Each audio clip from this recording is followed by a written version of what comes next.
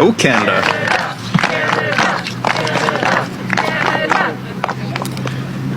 Awesome.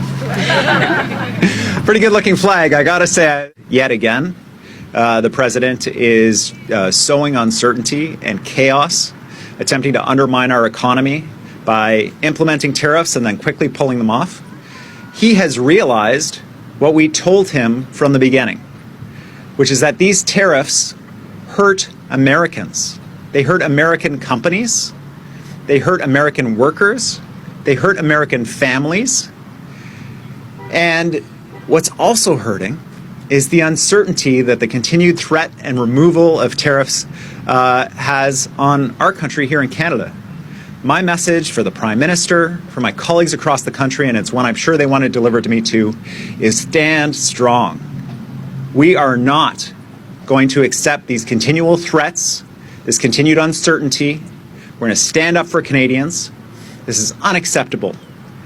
And we're going to ensure that the Americans understand how pissed off we are, how unified we are, how committed we are to working as a country to stand up for each other and our own independence on our own 2 feet. And I say we don't let up until the president takes the threat off the table. President Trump's tariffs are being closely matched now by China, Canada, and Mexico, which has sent stocks tumbling. The Dow Jones Industrials dropped more than 1,300 points in 2 days, and business leaders say prices will go up, not down, because of those tariffs. Automakers could be hit especially hard, and that means auto buyers as well. Here in Canada and just over the border there in the United States, auto manufacturers are feeling the pinch. And I spoke with one Canadian business owner who says this trade war is a double whammy. Not only is he being hit by Trump's tariffs when his goods cross the bridge that way, but he also expects now his own government is going to be taxing him on materials he brings in from the United States, including Pennsylvania steel. And if all of this continues, Tony, he tells me he does not see how his business can survive a year. Jonathan Azapati runs the family business. He says he's dealt with tariffs before, but this time it's different. Now it's adversarial. We are the enemy. This is Trump tariffs, not American tariffs. Canadian Prime Minister Justin Trudeau hit back at President Trump Tuesday as he announced 25% counter tariffs. Now, it's not in my habit to agree with the Wall Street Journal, but Donald, they point out that even though you're a very smart guy, this is a very dumb thing to do. The tariffs and counter tariffs are hitting Azapati hard. His goods take multiple trips across the U.S.-Canadian border, starting with the steel that he imports from Pennsylvania. We need product from the United States. They need product from Canada. We take that product, we build it, we add value to it by it crossing back and forth across the border to ultimately make its way into the United States. That will make parts that will go on vehicles that will be sold in the United States and Canada that will ultimately make its way into our houses and our homes. He worries each way he'll be taxed, and it's this interconnected supply chain that makes American auto factories especially vulnerable. Hi everyone, welcome back to my channel. Today we need to talk about something that is shaking up trade between the US and Canada, tariffs. Yes, Trump has hit Canadian steel and aluminium with an extra 25% tariff. And the funny part is this: Canada isn't backing down, either slapping tariffs on US goods like peanut butter and motorcycles. But what does this mean for businesses, consumers, and prices? Is this just political posturing? Or are we heading into a full-blown trade war? Let's break it all down and see who is really winning or losing in this high-stakes game of tariffs. Stay tuned because this one's going to get interesting. It's your girl Vanessa. Kindly leave a like to this video and don't hesitate to tell me what you think in the comment section. Let's dive into the video. Credit belongs to all original creators that you are going to see in this video. Stay tuned. Right now, the price of a new car averages about $48,000, but these tariffs could raise prices on cars by about $5,900. And the auto industry fears it cannot sustain these tariffs for long. Here's Ford CEO speaking at a conference last month. Let's be real honest. Long term, a 25% tariff across the Mexico and Canadian border will blow a hole in the U.S. industry that we have never seen. And after U.S. stock markets slid for a second day on Tuesday, the Commerce Secretary, Howard Lutnick, indicated Trump might pull back some of these tariffs, potentially even starting today on Canada and Mexico. But to get a sense of just how uncertain all of this is for business owners, they're also preparing for another set of tariffs going into effect on steel and aluminum starting on March 12th. Why should we be buying lumber from other countries, paying tariffs, paying big prices, extraordinary prices? Wait a minute. Why are you paying such high prices for lumber? Why are you paying tariffs? Oh, yeah. Because you tariff Canadian lumber. Remember, when a country places tariffs, that country pays the tariffs. We don't have a tariff on lumber. You have a tariff on lumber, which you put in. You put it in. You put it in 2017, up to 20%. It came down at the end of your term. Then Biden put it back up. Then Biden put it back down. Our forests are massive. Why aren't you using it? Just not allowed to use it because of the environmental lunatics. Is it the environmental lunatics, or is it that 70% of your guys' forest is privately owned and 90% of Canada's forest is owned by the government?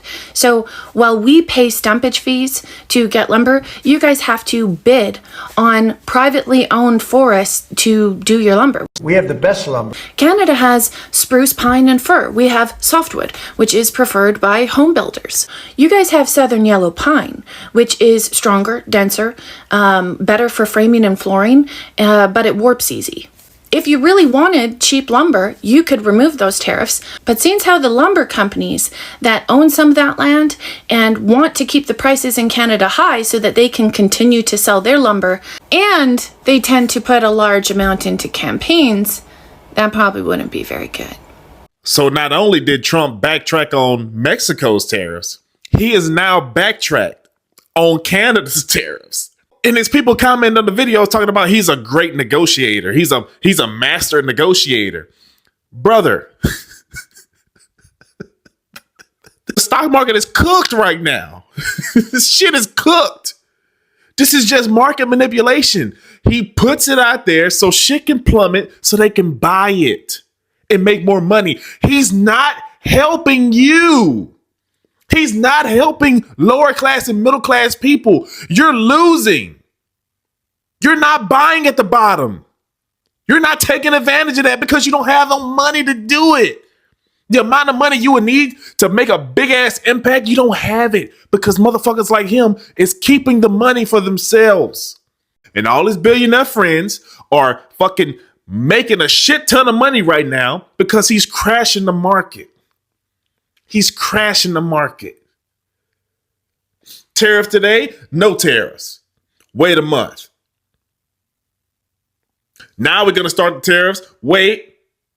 Market is down again. Let's pull the tariffs back. We'll wait another month. How is this helping? Trump now threatens new tariffs on Canada, some as high as 250%. Just a day after offering Canada a 1-month reprieve on 25% tariffs, Trump now says new tariffs could hit as soon as today, with the targets being Canadian lumber and dairy products. Trump claims that Canada has been unfair on trade for years and that these tariffs will hit latest by Tuesday. The trade relationship between the United States and Canada has become increasingly strained due to recent tariffs exchanges. Let's first talk about U.S. tariffs on Canadian imports. President Donald Trump announced an additional 25% tariff on Canadian steel and aluminium imports, raising the total tariff on these commodities to 50%.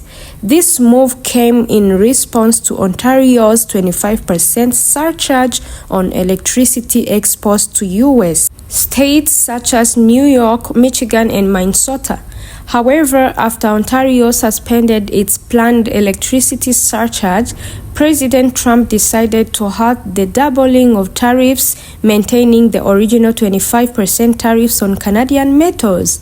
This decision was influenced by discussions between Ontario's Premier Doug Ford and U.S. Commerce Secretary Howard Lutnick. Let's see Canada's retaliatory measures. In response to the U.S. tariffs, Canada announced a 25% tariff on $30 billion worth of US goods, including items like orange juice, peanut butter, and motorcycles. An additional $125 billion worth of US goods is set to face the same 25% tariffs within 21 days, despite President Trump's postponement of some tariffs on Canadian imports for a month.